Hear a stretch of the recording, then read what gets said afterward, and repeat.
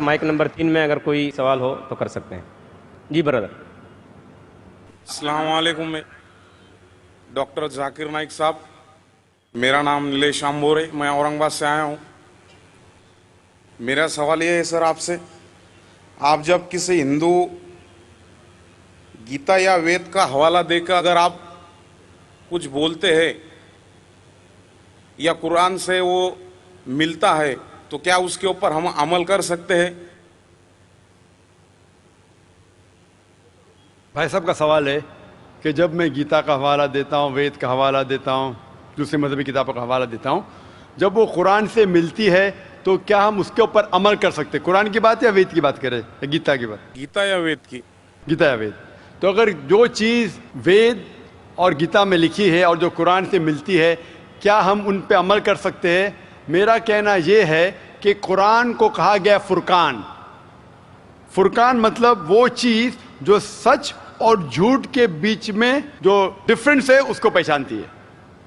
فرقان یعنی فرق، حق اور باطل کے درمیان جو فرق ہے اس کو پہچانتی ہے قرآن. جس طریقے سے میں نے کہا کہ کئی پیغمبر آ چکے محمد صلی اللہ علیہ وسلم کے پہلے، اسی طریقے سے قرآن میں لکھا ہے سورہ رعد میں سورہ نمبر 13 آیت نمبر 38 میں کہ ہم نے ہر دور میں ایک کتاب نازل کی ہے.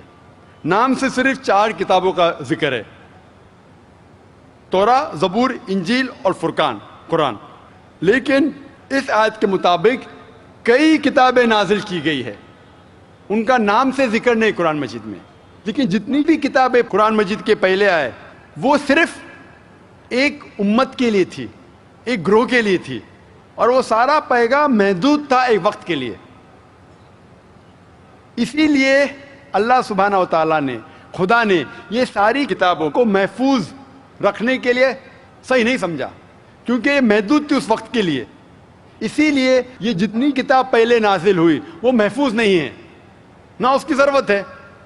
لیکن کیونکہ قرآن مجید آخری کلام ہے اللہ سبحانہ و تعالیٰ کا، اسی لیے اللہ سبحانہ و تعالیٰ خود کہتے ہیں سورہ ہجر میں سورہ نمبر 15 آیت نمبر 9 میں کہ ہم نے اس قرآن مجید کو نازل کیا ہے اور ہم اس کی حفاظت کریں گے. تو جتنے پہلے کتابیں آئے ان کے اندر ملاوٹ ہو چکی ہے. جس طریقے سے اللہ تعالیٰ فرماتے قرآن مجید نے سورہ بقرہ میں سورہ نمبر 2 آیت نمبر 79 میں فَوَيْلٌ لِّلَّذِينَ يَكْتُبُونَ الْكِتَابَ بِأَيْدِيهِمْ ثُمَّ يَقُولُونَ هَٰذَا مِنْ عِندِ اللَّهِ لِيَشْتَرُوا بِهِ ثَمَنًا قَلِيلًا فَوَيْلٌ لَّهُم مِّمَّا كَتَبَتْ أَيْدِيهِمْ وَوَيْلٌ لَّهُم مِّمَّا يَكْسِبُونَ. لعنت ہے ان لوگوں پہ جو لوگ کتاب اپنے ہاتھ سے لکھتے ہیں اور کہتے ہیں یہ خدا کی طرف سے ہے. لعنت ہے ان لوگوں پہ جو کماتے ہیں، لعنت ہے ان لوگوں پہ جو لکھتے ہیں. تو اس سے یہ ظاہر ہوتا ہے کہ جتنے پہلے کتابیں آئے ان میں ملاوٹ ہو چکی ہے. یہ قرآن آخری کلام ہے اور کوئی بھی چاہے تو اس کو تبدیل کر ہی نہیں سکتا. خدا خود، اللہ سبحانہ وتعالیٰ خود اس کی حفاظت کریں گے. اسی لیے آج جب میں مطالعہ کرتا ہوں قرآن اور دیگر مذہبی کتابوں کا، اگر یہ میچ ہوتا ہے، اگر یکساں ہے، جو چیز قرآن اور بھگوت گیتا میں یکساں ہے، مجھے کوئی بھی گلا شکوہ نہیں ہے ماننے کے لیے کہ یہ پورشن، یہ شلوک خدا کی طرف سے ہے. لیکن اگر قرآن سے نہیں ملتا ہے تو میں کہوں گا کہ ہو سکتا ہے، ہو سکتا نہیں. لیکن قرآن کے خلاف ہے تو میں کہہ سکتا ہوں کہ یہ خدا کا کلام ہے ہی نہیں.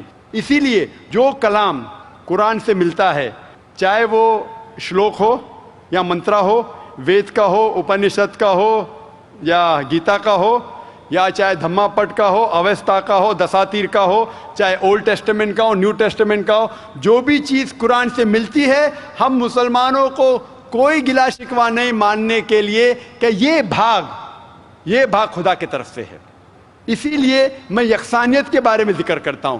تو آپ کے لیے بھی میں کہتا ہوں کہ جو اختلاف کی باتیں ہیں اسے چھوڑ دو.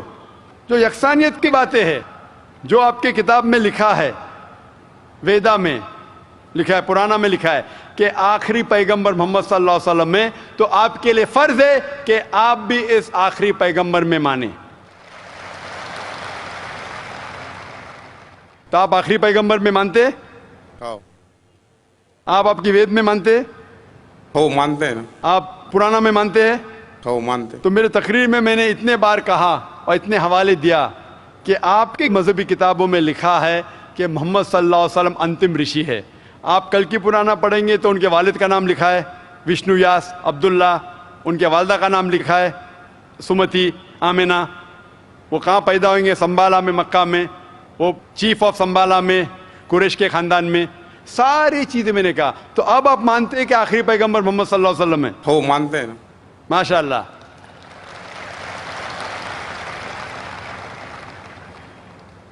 تو آپ مانتے ہیں کہ خدا ایک ہے؟ ہو بالکل. آپ مانتے ہیں خدا کی کوئی بھی پرتیما نہیں ہے بے شک. اور صرف خدا کی عبادت کرنا چاہیے؟ صحیح. تو آپ یہ مانتے ہیں کہ خدا ایک ہے اور محمد صلی اللہ علیہ وسلم آخری پیغمبر ہے؟ ہو. تو جو شخص اس بات کو مانتا ہے کہ خدا ایک ہے اور محمد صلی اللہ علیہ وسلم اس کے آخری پیغمبر ہے تو اسے ہم کہتے ہیں عربی میں مسلم.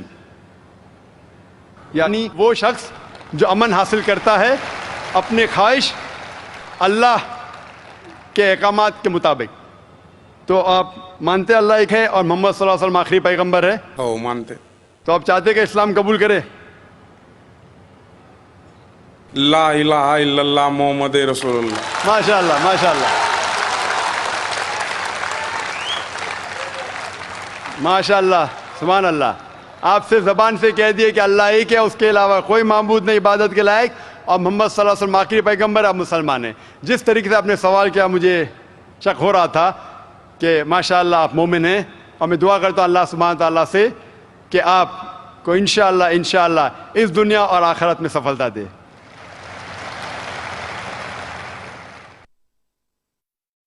ہے آیا یورش تاتار کے افسانے سے، پاسباں مل گئے کعبے کو صنم خانے سے.